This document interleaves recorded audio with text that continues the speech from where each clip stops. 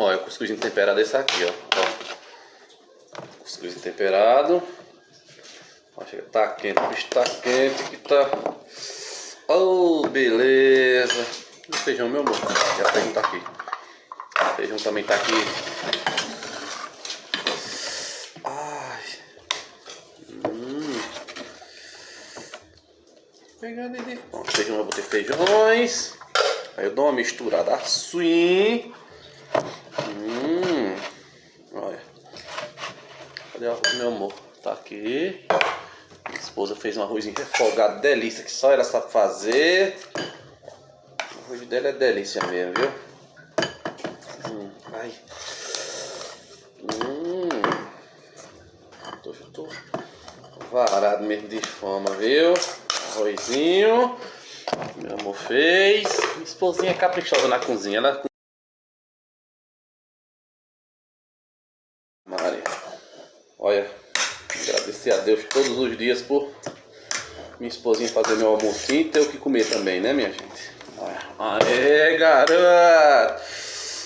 Agora, para completar, o moído tem a carninha de porco, ó. Ela também. Deixa eu ver. Eita, meu Deus! Vou botar um almoço pra você. Olha. Aí sim, hein? Moinho.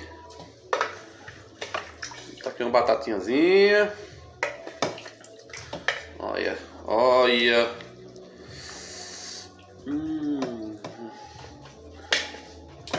Botou um pedacinho aqui de carne de porco. Aê. Pronto, agora vamos ver se nós comemos, né?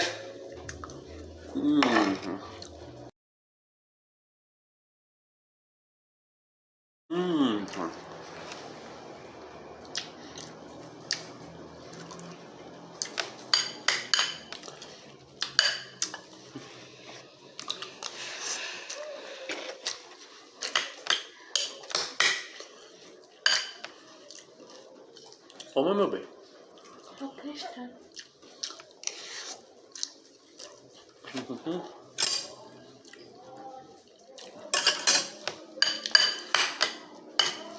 Tá gostosa. Minha esposa tá de parabéns pela comida que ela fez, viu? Caprichou mesmo.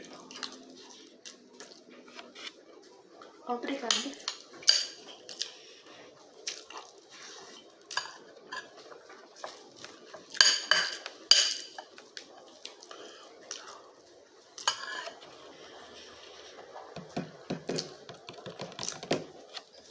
Tá bom.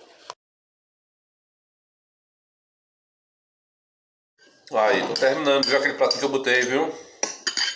Olha.